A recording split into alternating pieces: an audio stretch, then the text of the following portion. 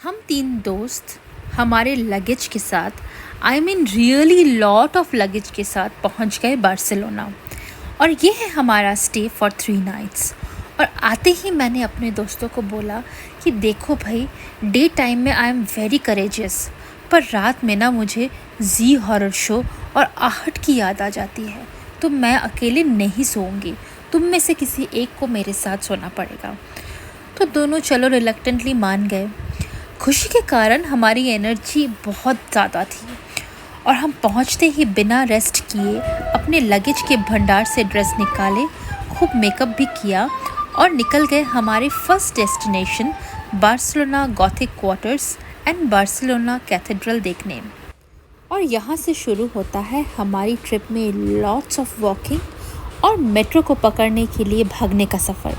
इसका मतलब ये बिल्कुल नहीं कि हमने कैब नहीं ली, कैब भी हमने खूब यूटिलाइज़ की, क्योंकि हम रात तक थक जाते थे और कई प्लेसेस में हमने काफ़ी ब्लंडर्स भी किए, जिसकी वजह से हमें कैब लेने के अलावा कोई ऑप्शन ही नहीं था।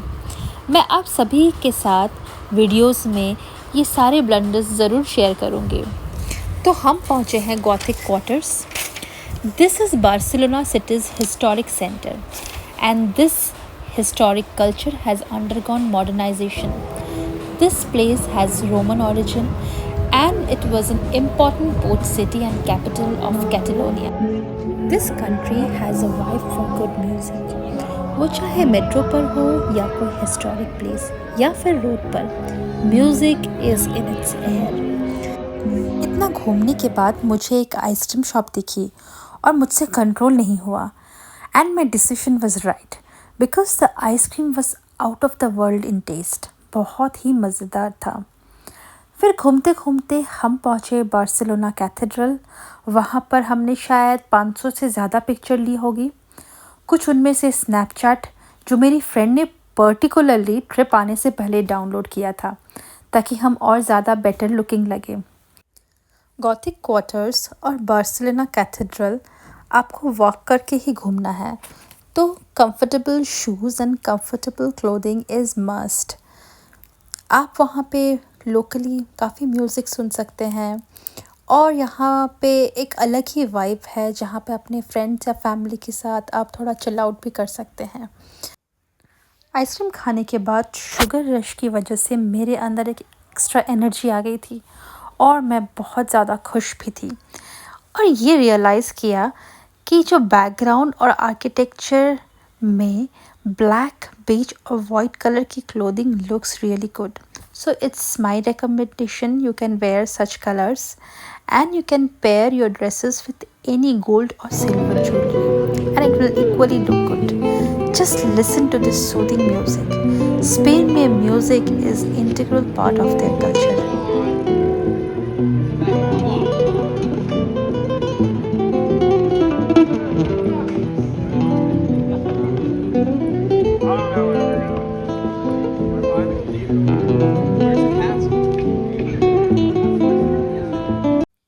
It was our first day in Barcelona and we decided to dine out.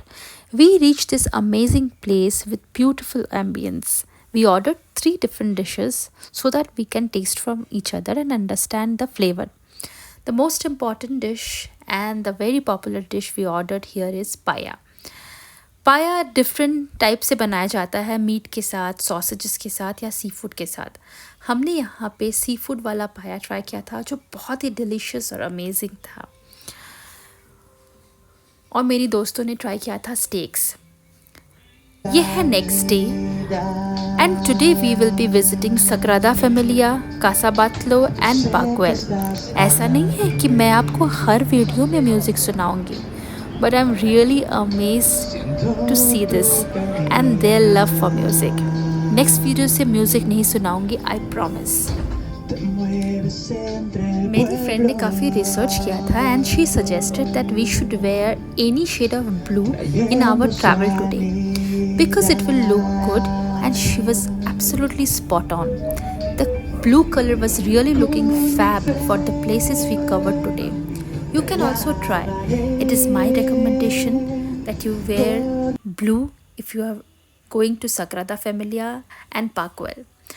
And this is famous Sagrada Familia. We pre-booked the entry ticket for both Sagrada Familia and Parkwell from India only. Sagrada Familia is one of the most iconic landmark in Barcelona and a must-visit place. This is a church architected by Antoni Gaudi. The construction began in 1882 and it is still undergoing. हमने शायद वहाँ पर भी 500 से ज़्यादा picture ली होंगी। हम तीनों ने वन बाय वन हम अपने अपने फ़ोन से लिया, सोचा कि जिसके फ़ोन में बेटर आएगी वही रखेंगे। तब लग रहा था कि हम ये क्या कर रहे हैं और ये क्यों कर रहे हैं, पर आज जब मैं इन्हें देखती हूँ तो मेरी मेमोरीज फ्रेश हो जाती है and I miss this place and my friends. अंदर का architecture is equally beautiful, especially this colored glasses. And when the sun rays come through these glasses, it creates beautiful ambience. This place is really very beautiful और यहाँ पे थोड़ा time लेके जाना is a good idea क्योंकि अंदर explore करने का बहुत कुछ है। मैं कोशिश कर रही थी अच्छी वीडियो लेके आप सभी को अंदर का इंटीरियर दिखाने की, but my video taking skill is really not good. अंदर काफ़ी टाइम स्पेंड करने और पिक्चर्स लेने के बाद हम बाहर आए। बाहर आके look at the close architecture of this place. This is really very beautiful और लगता है कि सच में इसका कंस्ट्रक्शन ख़त्म होने में अभी भी टाइम है। बाहर आने के बाद हम एक म्यूज़ियम में गए और वो बहुत ही सुंदर था और बहुत ही ज़्यादा इन्फॉर्मेटिव, और इसे हम ज़्यादा एक्सप्लोर इसीलिए कर पाए क्योंकि बाहर बारिश हो रही थी और हमारे पास अम्ब्रेला भी नहीं था। तो ये सारे इन्फॉर्मेशन हमने और अच्छे से पढ़ा। बारिश रुकने के बाद हमें बहुत ज़्यादा भूख लगी थी तो हमें ये अमेजिंग कैफ़े मिला और मैंने मेरी लाइफ का फर्स्ट बेगल सैंडविच ट्राई किया। I had this smoked salmon bagel sandwich which was very delicious. After lunch हम कासा बातलो देखने के लिए मेट्रो लिए और जिस स्टेशन पर कासा बातलो के लिए हम स्टॉपेज दिए, I was super excited to see the place because it is a shopping paradise. Meanwhile इतने पिक्चर्स लेने की वजह से मेरी फ्रेंड का phone was out of power और my phone was on low on battery.